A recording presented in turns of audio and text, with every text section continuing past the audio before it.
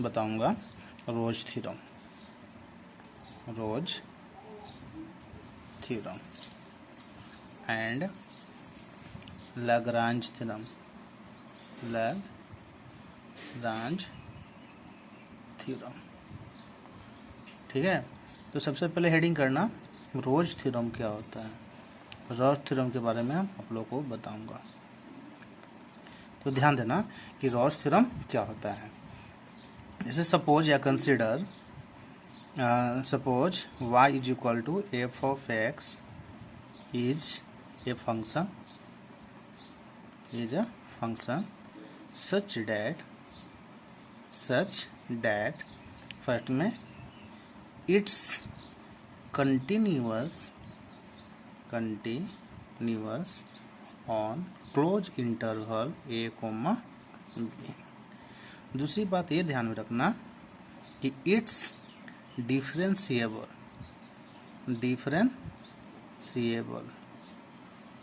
On open interval a, b। तीसरा बात ये याद रखना, तीसरा कंडीशन कि f of a is equal to f of b।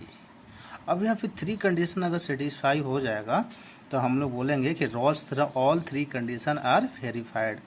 यहाँ पे लिखेंगे all three condition of Rolle's theorem verified. जब थ्री कंडीशन वेरीफाइड हो जाएगा तो यहाँ पे कुछ जो है सम रियल वैल्यू एग्जिस्ट करेगा। तो यहाँ पे लिखेंगे then some real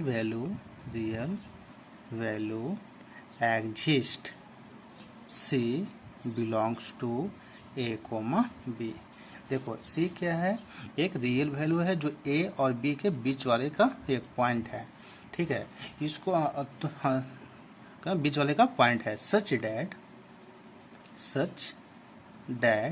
F dash C is equal to 0। अब इसको और बेहतरीन से समझो। देखो एफ ऑफ एक्स क्या है, कोई फंक्शन है और ये जो फंक्शन है उसको कंटिन्यूअस होना चाहिए क्लोज इंटरवल a, b पे। तो यहाँ पे समझना कि कोई भी जो फंक्शन है वो क्लोज इंटरवल पर कंटिन्यूअस होता है। तो उसके लिए क्या होता है, देखो कोई फंक्शन जो है वो क्लोज इंटरवल कंटिन्यूअस होने के लिए इसके बीच वाले पॉइंट पे क्या होना चाहिए, कंटिन्यूअस होना चाहिए। हम क्या बोले हैं कि देखो कोई भी फंक्शन जो है वो क्लोज इंटरवल a, b पे कंटिन्यूअस होने के लिए क्या करना होता है कि a और b के बीच वाले पॉइंट पर अगर a फंक्शन जो है वो कंटिन्यूअस है तो हम लोग बोलेंगे जो फंक्शन है क्लोज इंटरवल पे कंटिन्यूअस है। बात समझ में आया? फिर से समझो हम क्या बोले कि कोई भी फंक्शन जो है वो क्लोज इंटरवल पे कंटिन्यूअस कब होता है। कोई भी फंक्शन जो है any function will be continuous in on A close interval a, b if f of x is a continuous इसके बीच वाले पॉइंट पे, यानी a और b के बीच वाले पॉइंट पे क्या होना चाहिए, कंटिन्यूअस होगा। तो हम लोग बोलेंगे जो फंक्शन है वो क्लोज इंटरवल पे कंटिन्यूअस है। ठीक है, दूसरी पॉइंट को समझना, ये जो एफ ऑफ एक्स जो है ये डिफरेंशिएबल होना चाहिए ओपन इंटरवल पे। देखो तो यहाँ पे डिफरेंशिएबल होने के लिए LHD और RHD मत लगाना, LHD और RHD मत लगाना। ठीक है, तो अब देखो यहाँ डिफरेंशिएबल कैसे चेक करेंगे। जो कोई भी फंक्शन डिफरेंशिएबल होने के लिए क्या, ओपन इंटरवल डिफरेंशिएबल होने के लिए क्या करना कि सबसे पहले आप एफ डैश एक्स निकालना। एफ डैश एक्स निकालने के बाद ए और बी के बीच वाले वैल्यू एफ डैश एक्स में पुट करना। पुट करने के बाद अगर एफ डैश एक्स जो है वो क्या होगा, डिफाइन होना चाहिए। अगर डिफाइन है ना, जिसे डिफाइन करने का मतलब ये हुआ कि कुछ वैल्यू आएगा। ठीक है, अगर कुछ वैल्यू आएगा तो बोलना फंक्शन डिफाइन है। अगर फंक्शन डिफाइन है तो बोलना कि एफ ऑफ एक्स जो है वो डिफरेंशिएबल होगा ओपन इंटरवल a, b में। दूसरा कंडीशन समझ में आया क्या?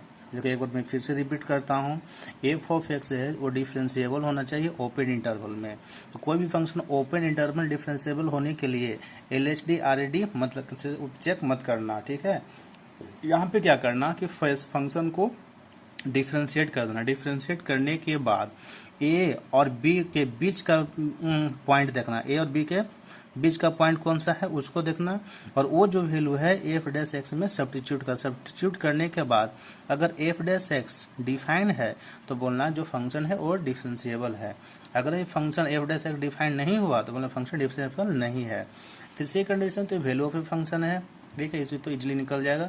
अगर इस तीन कंडीशन में कोई भी एक कंडीशन जो है अगर सेटिस्फाई नहीं हुआ तो हम लोग रोल्स थ्योरम वेरीफाइड नहीं होगा, ठीक है। फर्स्ट कंडीशन है continuous, second condition differentiable, third condition है F of H equal F of B. अगर ये तीन कंडीशन में से कोई भी एक कंडीशन फेलियर होगा तो हम लोग रोल्स थ्योरम वेरीफाइड नहीं होगा। अगर थ्री कंडीशन वेरीफाइड हो जाएगा तो तीसरा पॉइंट जो सी जो है वो एग्जिस्ट करेगा ए और बी के बीच में, और F dash C is equal to 0, ये पे तीसरा पॉइंट एग्जिस्ट करेगा। ये कंडीशन हमेशा याद रखना। अब इसका हम क्वेश्चन बताएंगे तो और बेहतरीन से आपको समझ में आ जाएगा, जैसे यहाँ पे समझना।